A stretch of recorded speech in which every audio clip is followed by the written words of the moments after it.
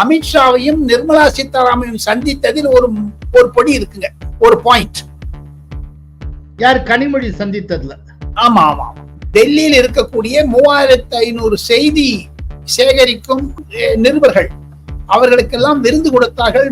ஏன் உதயநிதி சைலண்ட் மோட்ல போயிட்டாரு, கனிமொழி ஏரோப்ளேன் மோட்ல போயிட்டாங்க, ஆர்டிபிஷியல் இன்டெலிஜென்ஸ் சபரிசன் ஏன் போயிட்டாரு, முக ஸ்டாலின் அதை புட் ஆஃப் பண்ணிட்டாரு, எல்லாமே ஆஃப் பண்ணி வச்சிருக்காரு. ஏன்? என்னதான் ராகுல் காந்தி ஒளறினாலும்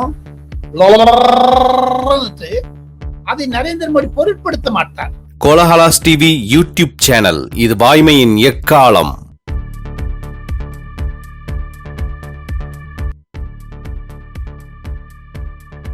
வணக்கம் நண்பர்களே, உங்கள் அத்தனை பேருடைய அபிமானத்துக்குரிய பத்திரிகை உலக ஜாம்பவான் டெல்லி ஆர் ராஜகோபாலன். அவர் இப்போ காணொளி மூலம் டெல்லியிலிருந்து இணைகிறார். அவரை நான் சந்திச்சு கிட்டத்தட்ட 2 வாரம் ஆச்சு. எங்களை பொறுத்தளவுல இது லாங் கேப். சார், எப்படி சார் இருக்கீங்க? நமஸ்காரம் நமஸ்காரம் நமஸ்காரம். சௌக்கியமா இருக்கேன் ஸ்ரீனிவாசன். பல முக்கிய செய்திகளை கோலால நேயர்களுக்கு பிரத்யேகமாக சொல்ல இருக்கிறேன். அதில் சில பரபரப்பு செய்திகளும் இருக்கின்றன. அது பொதுவா ராஜகோபாலன் வந்தாச்சுனாலே பரபரப்பு வந்தாச்சுன்னு தானே சார் அர்த்தம்? அப்படியே Delhi Rajagopalan is meant for பரபரப்பு. சார், பாத்தீங்கன்னா ஆபரேஷன் சிந்தூர், ஆபரேஷன் சிந்தூருக்கு அடுத்து அஹமதாபாத்ல நடந்த விமான விபத்து, ஒரு மிகப்பெரிய ஒரு போர், இன்னொரு பக்கம் விமான விபத்து. சோ தொடர்ந்து ஒரு பரபரப்பு போய்கொண்டே இருக்கிறது. இப்போ சென்ட்ரல் கவர்மெண்ட் அட்டென்ஷன், பிரைம் மினிஸ்டருடைய அட்டென்ஷன் கிட்டத்தட்ட ரொம்ப முக்கியமான இன்னொரு டைரக்ஷனை நோக்கி போயிட்டு இருக்கு. இதெல்லாம் பத்தி என்ன சார் நினைக்கிறீங்க? கோலால நேயர்களுக்கும் தங்களுக்கும் என்னுடைய நன்றிகளை தெரிவித்துக் கொண்டு, மிக முக்கியமான செய்தி என்ன என்று கேட்டால், பிரதமர் நரேந்திர மோடி அவர்கள் கடந்த 2 மாதங்களாகவே மிகவும் நொந்து போயிருக்கிறார், மிகவும் கவலையுடன் இருக்கிறார். மிகவும் ஒரு ஆபரேஷன் சிந்தூருக்கு அவர் செய்த ஒரு சேவை என்பது இரவு பகலாக அதற்கு ஒருங்கிணைத்தது நரேந்திர மோடியினுடைய ஒரு ஆழ்ந்த ஆளுமை மற்றும் 45-50 வருடங்கள் அவர் பயின்ற பாடங்கள், RSS தலைமையிலும் பாஜகவினுடைய சீனியர் அடல் பிஹாரி வாஜ்பாய், LK அத்வானி, முரளி மனோகர் ஜோஷி, நானாஜி தேஷ்முக் போன்றவருடைய பள்ளிக்கூடத்தில் படித்ததனாலும் அவர் ஒருங்கிணைத்தார். அகமதாபாத் அவரை உலுக்கி விட்டது சீனிவாசன். பிரதமர் நரேந்திர மோடியினுடைய செயலகத்தில் இருக்கக்கூடிய ஒரு சில முக்கிய அதிகாரிகளுடன் அவருக்கு ஆப்தமான 40 வருடங்கள் 30 வருடங்கள் பழகியவர் பிரதமருடன் நரேந்திர மோடியுடன் நெருக்கி இருப்பவரிடம் பேசும் பொழுது நரேந்திர மோடி கண்ணில் ரத்தம் வந்தது என்றெல்லாம், அவளுக்கு கண்ணீர் வந்தது என்றெல்லாம் சொல்லுகிறார்கள். காரணம், ஆபரேஷன் சிந்தூரில் அவர் தூங்கவில்லை. அதே மாதிரி அகமதாபாத்தினுடைய அந்த ஆக்சிடென்ட், அந்த கிராஷ்ல அவருக்கு உலுக்கிடுத்துங்க, அவரை அப்படி ஸ்ட்ரகிள் ஆயிட்டாருங்க. ஆனாலும் அதிலிருந்து மீண்டவர்.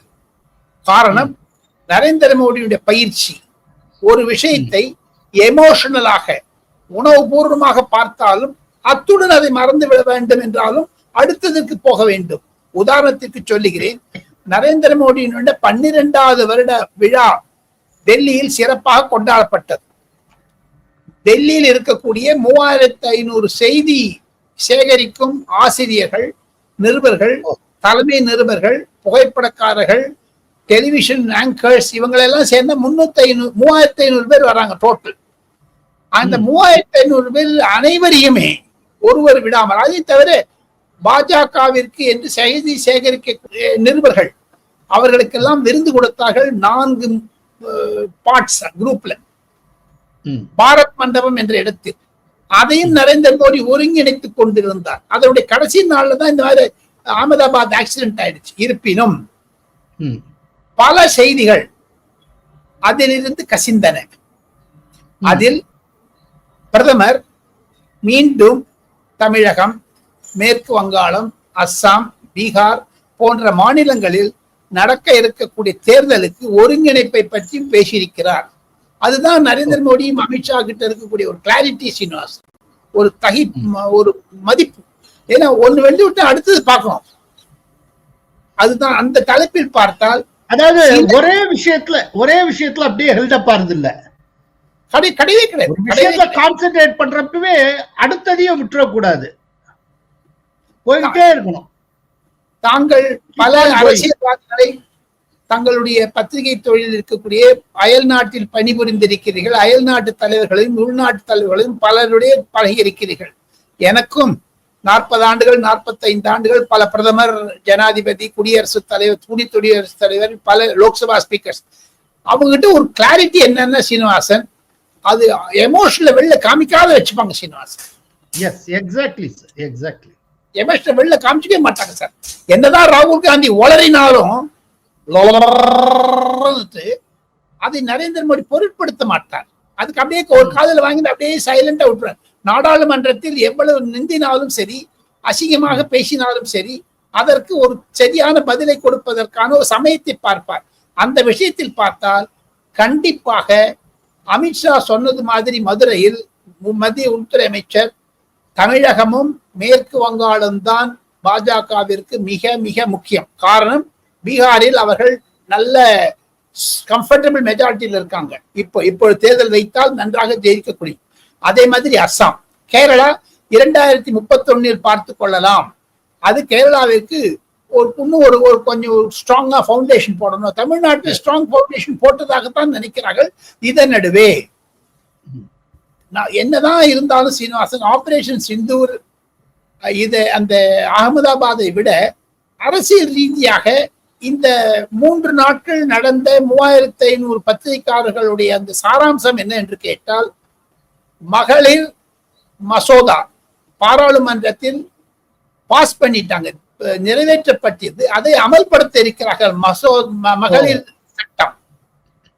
அதை 2029 லோக்சபா தேர்தலிலே 543 எம்பிஸை வச்சுட்டு அந்த 33% இம்ப்ளிமெண்ட் பண்ணணும்னு மத்திய அரசாங்கம் முடிவெடுத்ததாகத்தான் சொல்லுகிறார்கள். ஓ, இது பெரிய ஒரு வரலாறு சார், பெரிய வரலாறு. அதே மாதிரி டீலிமிட்டேஷன், அதே மாதிரி சென்சஸ், இது மாதிரியான தடபுடலான செய்திகள். காரணம் என்ன என்று கேட்டால், ஒன்னே ஒண்ணு, இந்த ஒரு குறிப்பு என்ன என்று கேட்டால், மகளிர் சட்டம் அதை நிறைவேற்றினால் நரேந்திர மோடியினுடைய ஒரு மாபெரும் சக்தி. 2013 காங்கிரஸ் முக்து பாரத் என்று சொன்னாரே, அதை நிறைவேற்றியதை தவிர 2024 10 வருடங்கள் கழித்து நரேந்திர மோடிக்கு மிக மிக முக்கியமாக இருப்பது மாநில கட்சிகள், குடும்ப கட்சிகள், அதையெல்லாம் சிதந்து வரக்கூடிய சமயத்தில் இந்த 33% இன்ட்ரோடியூஸ் பண்ணிட்டாரு வச்சுங்க, ஒரு மாநில கட்சிகள் 33% இல்லவே இருக்காதுங்க, எக்ஸப்ட் பிஜேபி. அது ஒரு மாபெரும் யுக்தி, மாபெரும் சாதனை. இதெல்லாம் மாநில கட்சிகள் இனிமேல் தான் புரிஞ்சுக்க போறாங்க. அது லாலு பிரசாத் யாதவ் அதை எதிர்த்து ஸ்டேட்மெண்ட் கொடுத்துட்டாரு. இது 2034 தான் வரணும், டீலிமிட்டேஷன் ஆனப்புறம் தான் வரணும், சென்சஸ் எடுத்த தானே வரணும். அதை இன்னும் திமுக புரிந்து கொள்ளவில்லை.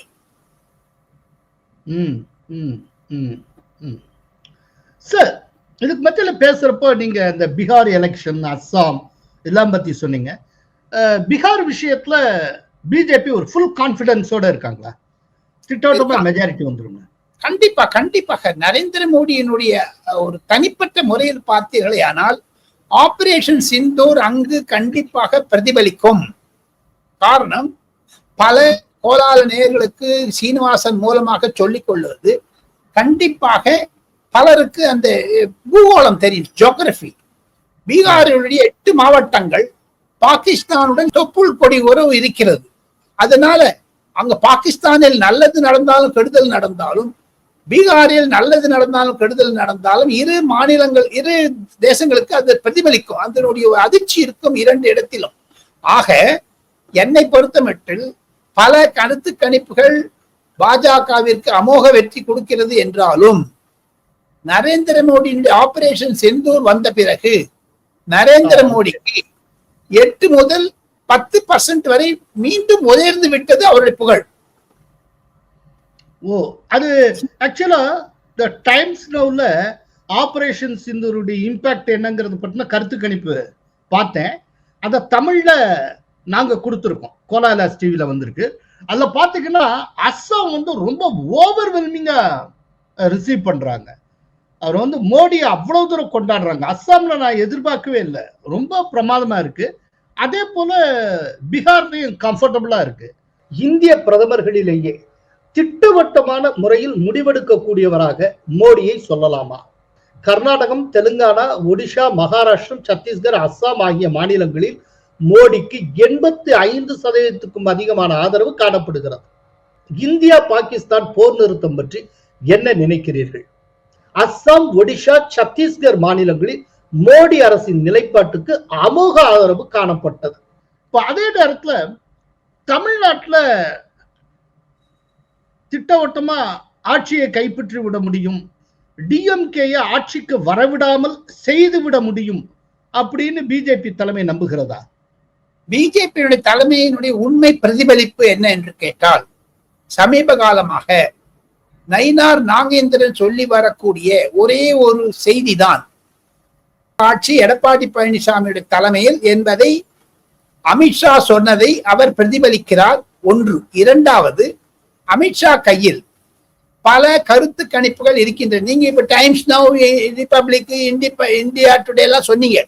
ஆனால் கண்டிப்பாக குஜராத்தில் அவருடன் பழகிய ஒரு நண்பர், அவருடைய நண்பர் பெயர் எனக்கு தெரியும், அவருக்கு மிக மிக நெருக்கமானவர், அவர் கருத்து கணிப்பு கொடுத்ததில் இன்று தமிழகத்தில் லோக்சபா தேர்தல் வைத்தால், அகில இந்திய அளவில் வைத்தால், அவர் ப்ரொஜெக்ட் பண்றது 395 to 410 லோக்சபாவிற்கு, தமிழகத்தில் 30 முதல் 34, 35 வரை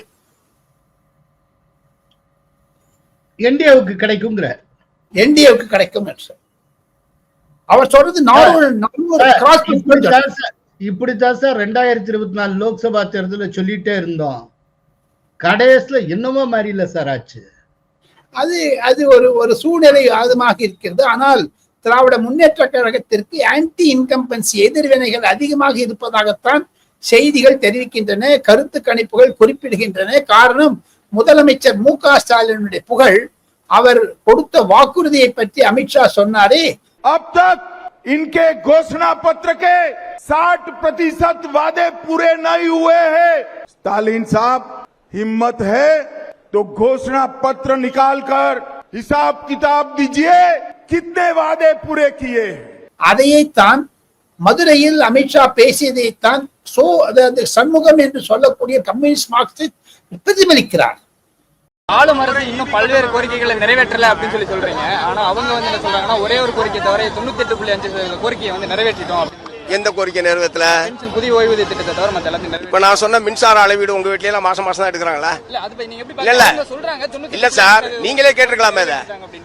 மாதம் மின் அளவீடு என்பது உங்க வீட்டுல எடுக்கப்படுதா? அப்பனா அந்த கோரிக்கை நிறைவேற்றலன்னு தான் அர்த்தம். குடிமனை மக்களுக்கு இப்பெல்லாம் குடிமனை பட்டா வழங்குவோம்னு அவங்க தான் சொன்னாங்க. அப்புறம் அனகாபுத்தூர்ல வெளியேற்ற நடவடிக்கை எடுக்குது. ஆகவே அவங்க சொல்றாங்க, அவங்க ஒருவேளை அவங்க கணக்கு வழக்கில் ஏதாவது பிரச்சனைன்னு தெரியல, 99% நிறைவேற்றணும்னு சொன்னா மீதி 1% தான் இந்த மொத்த கோரிக்கை வருதான்றது எனக்கு தெரியல. சோ இதெல்லாம் வச்சு பாத்தீங்கன்னா தமிழக அரசியல் சூடுபிடித்து விட்டது. தமிழக அரசியலில் அமித்ஷாவுடைய கண்டிப்பாக ஒரு எண்ணம், அவரே சொல்லி இருக்கிறார், நான் எங்க இருந்தாலும் தமிழ்நாடு மேல போக்கஸ் இருக்கே, 360 டிகிரிஸ் ரிப்போர்ட் கிடைச்சிட்டு இருக்குதெல்லாம் சொல்றாரு. मैं रहता तो दिल्ली में हूं, मगर मेरे कान तमिलनाडु पर लगे हुए रहते हैं. நான் எந்த நாட்டின் எந்த பகுதியில் இருந்தாலும் என்னுடைய காதுகளும் என்னுடைய சிந்தனைகளும் தமிழ்நாட்டின் மேலதான் இருக்கிறது. சோ அதுதான் முக்கியமானது, அமித்ஷா மனதில் இருக்கிறது, கண்டிப்பாக இருக்கிறது. இந்த நிருபர் கூட்டத்தில் பல பத்திரிகைக்காரர்கள் கேட்டார்கள். அதில் அவர் சொன்னார், சமக்தார் ஆனேவாலே அப்படின்னா ஒரு மாபெரும் திருப்பம் இருக்கிறது தமிழ்நாட்டில், ஒரு புகழுடன் வரக்கூடியது என்று சொல்லுகிறார். சார், இப்போ தமிழ்நாட்டுல என்டிஏ நிச்சயமா ஜெயிக்குங்கிற நம்பிக்கை இருக்குங்கிறீங்க. ஆனால் அதே நேரத்துல இப்ப பாட்டாளி மக்கள் கட்சிக்குள்ள நடந்து கொண்டிருக்கக்கூடிய பிரச்சனை, குறிப்பாக தந்தை ராமதாஸ் அவர்களுக்கும் மகன் அன்புமணிக்கும் இடையில் இருக்கக்கூடிய மோதல், அது வந்து என்டிஏ வந்து கொஞ்சம் பலவீனப்பட்டு விட்டது அப்படிங்கிற மாதிரியான ஒரு தோற்றத்தை உருவாக்கலையா? இந்த சண்டை எப்ப தீரும், எப்படி தீரும்? ஏன்னா பாட்டாளி மக்கள் கட்சியும் என்டிஏவுக்குள்ள முழுமையா உள்ளே வந்தால் தானே என்டிஏ வந்து ரொம்ப பலமா இருக்கும். பல பல பல ரீதிகளில் பல கோணங்களில் அதை பார்த்தால் பாட்டாளி மக்கள் கட்சி தந்தை மகனுடைய உறவு என்பது மீண்டும் அரசியலில் வருவதற்கு கடினம். அது பிளவை நோக்கித்தான் செல்கிறது என்று தான் டெல்லியில் இருக்கக்கூடிய அரசியல், தமிழ்நாடை நோக்கக்கூடிய அரசியல்வாதிகள், அரசியல் பிரமுகர்கள் குறிப்பிடுகிறார்கள். அன்புமணி ராமதாஸிடம் இளைஞர் பட்டாளம், வன்னியர் இளைஞர் பட்டாளம் குறைந்தது 70% வந்துடுச்சு. போதாத குறைக்கு ஜெனரல் கவுன்சில் ஆஃப் பாட்டாளி மக்கள் கட்சி நிறைய பேர் வந்துட்டாங்க. அப்படி பிளவுபட்டா கூட அன்புமணி ராமதாஸுக்கு தான் எலெக்ஷன் கமிஷன் ரெக்கக்னைஸ் பண்ணும், அந்த இது அவர் கையில் தான் இருக்கிறது என்று ஓப்பனா சொல்றாங்க டெல்லியில. ஆனாலும் பிளவு பெறுவதற்கு சான்சஸ் பிரைட்னு சொல்றாங்க. இல்ல அப்படின்னா ஒரு டாக்டர் மருத்துவ ஐயா தன்னுடைய மகன் பெயரை கேட்டாலே பிளட் பிரஷர் ஏறுதுன்னு சொல்ல முடியுமா? யாராவது இவரை பார்க்கும்பொழுது ஏற்படுகிற அதிர்ச்சி, மனக்குமுறல்கள், எனக்கு பிபி ஏறுது. என் மூச்சுக்காற்று நிற்கும் வரை நான் தான் தலைவர். ரைட். என்ன கேட்கிறேன்னா, ஓகே, அதாவது இப்ப நடந்துட்டு இருக்க இந்த சம்பவங்கள it's heading towards vertical split அப்படின்னு நமக்கு தெரியுது. Major split, major split. அப்படி ஒரு ஸ்பிளிட் நடந்தால் டாக்டர் ராமதாஸுக்கும் நல்லது கிடையாது, அன்புமணிக்கும் நல்லது கிடையாது, கட்சிக்கும் நல்லது கிடையாது. இவ்வளவு பெரிய விஷயம் நமக்கே தெரிகிறப்போ மருத்துவர் ஐயாவுக்கு தெரியாதா? என்ன காரணத்துக்காக இப்படி போட்டு? வயதின் முதுமை காரணம் ஒன்று, இரண்டாவது குடும்ப பிரச்சனை. இன்னொன்னு சார், என்ன சொல்றீங்க? குடும்ப பிரச்சனை, அறக்கட்டளை பிரச்சனை. அதையும் தவிர சில அதெல்லாம் சொல்ல வேணாம், விட்டுருங்க சீனிவாசன்.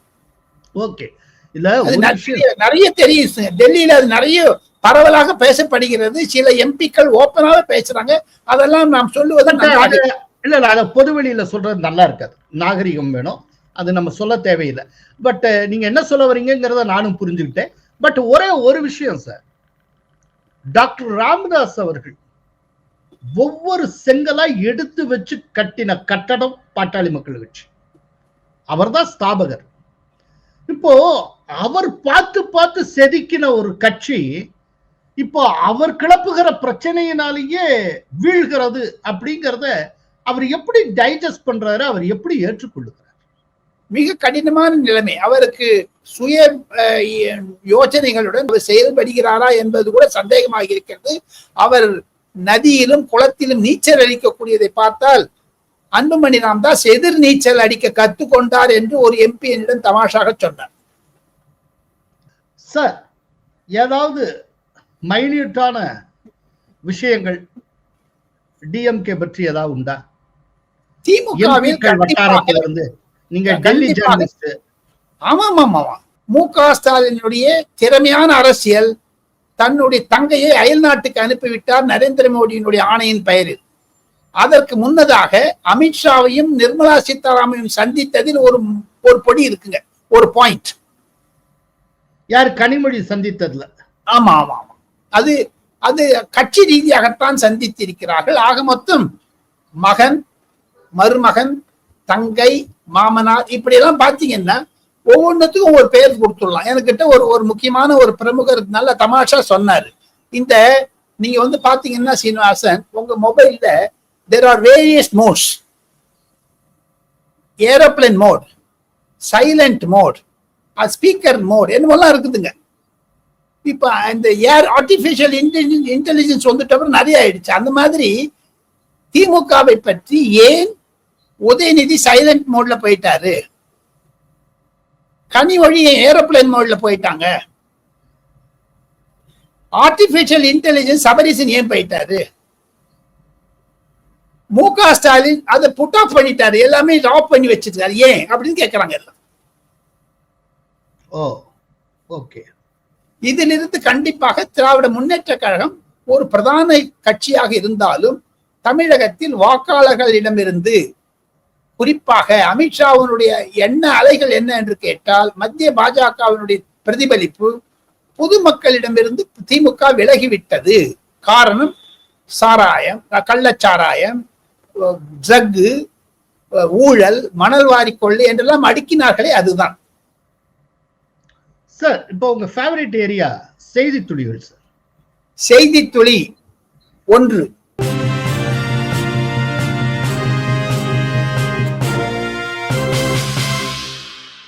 யோகி ஆதித்யநாத்தும் பவன் கல்யாணமும் ஜூன் 22ஆம் தேதி மதுரை வர இருக்கிறார்கள்.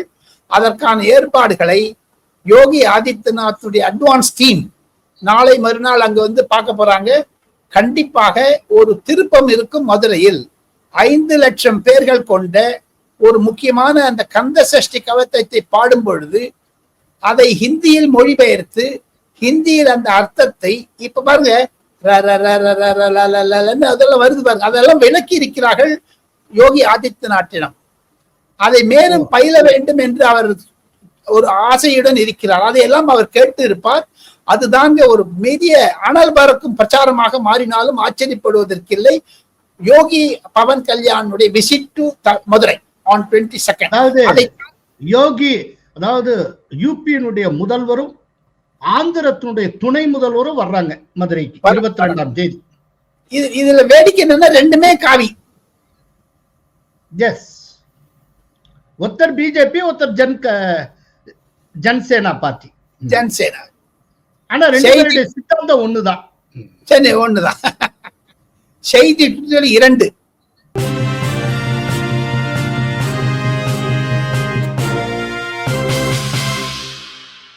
நீட் தேர்வில் 76,181 பேர்கள் தமிழகத்திலிருந்து தேர்ந்தெடுக்கப்பட்டிருக்கிறார் என்பதை மத்திய சுகாதார அமைச்சர் JP நட்டா அவர்கள் இன்று மாலை என்னுடன் பேசும் பொழுது வாழ்த்துக்கள் தெரிவித்தார், குஷி அடைந்தார். தமிழகத்தில் நீட் வந்துவிட்டது என்று. இது ஒரு ஆல்ரெடி ஏற்கனவே நீட்டுங்க இத்தனை எதிர்ப்புக்கு மத்தியில் நடந்துட்டு தானே இருக்கு. அது ஃபர்ஸ்ட் 100ல 40-43% தமிழ்நாட்டில இருந்து இருக்கு சீனிவாசன். அதாங்க முக்கியம் சீனிவாசன். ஒரு 2021 எலெக்ஷன் மேனிஃபெஸ்டோல ஒரு கையெழுத்தை மாத்திருவாங்களே. இப்போ 76,181 மாணவர் மாணவிகள் திமுகவை உதாசீனம் செய்து விட்டார்களே என்று தான் சொல்லுகிறார்கள். இதுதான் ஒரு மிக மிக முக்கியமான திருப்பம். செய்தி துளி 3.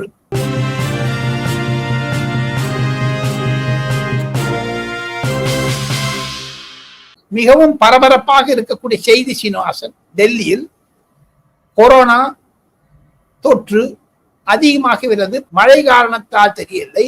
இதன் மூலமாக மத்திய சுகாதாரத்துறை பிரதமர் செயலகத்தினுடைய அனுமதியுடன் கூட மத்திய மந்திரி சபை கூடக்கூடிய புதன்கிழமை தான், எவ்ரி வெட்னஸ்டே மத்திய மந்திரி சபை கூடும். இந்த புதன்கிழமை மத்திய மந்திரி சபை கூடும் பொழுது கேபினட் அஜெண்டா பேப்பர்ஸ் தான் கூட வரும். ஒரு மொட்டையா வரும். அதோட ஒரு சுற்றறிக்கை வந்தது என்ன என்று கேட்டால், JP நட்டா கையெழுத்து போட்டு தாங்கள் அடுத்த கூட்டத்திற்கு வரும்பொழுது கொரோனா டெஸ்ட் நெகட்டிவ், அதாவது அந்த டெஸ்ட் RTR டெஸ்ட் எடுத்துன்னு வரணும், அதை காமிச்சாதான் உள்ள விடுவாங்க. அப்புறம் பிரதமரிடம் நேரு செல்லும் பொழுது அதை ஒரு மந்திரி இன்னொரு மந்திரி பார்க்கும்போது கூட இந்த தொற்று வரக்கூடாது என்பதற்காக முகத்தில் மாஸ்க் போட்டுன்னு வரணும்னு ஒரு ஆர்டர் போட்டிருக்காங்க.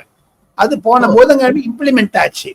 பல இந்த ஒரு ஆபரேஷன் சிந்தூர்னாலையும் அகமதாபாத் ஏர்கிராப்ட்னாலும் இது கொஞ்சம் பெரிய பிரதான செய்தியாக வரவில்லை என்றாலும் டெல்லியில் அது பரபரப்பாக இருக்கிறது. அடுத்த புதன்கிழமைக்குள் அது கட்டுக்கு வந்தால் நல்லது. இல்லை என்றால் இனி தொலைக்காட்சி மூலம், அதாவது காணொலி மூலமாக மத்திய அமைச்சரவை கூட்டத்தை வைத்துக் கொள்ளலாம் என்று சொல்லுகிறார்கள். அதையும் தவிர பிரதமர் நாளை, அதாவது 15ஆம் தேதி ஜூன் மாதம் சைப்ரஸ் போவதனால் மத்திய அமைச்சர் கூட்டம் எப்பொழுது இருக்கும் என்று இன்னும் முடிவு செய்யவில்லை. ராஜகோபாலன் வந்திருந்து வழக்கம் போல நிறைய கொடுத்திருக்கிறீர்கள். மிக்க நன்றி. கோலஹலாஸ் டிவி யூடியூப் சேனல், இது வாய்மையின் எக்காலம்.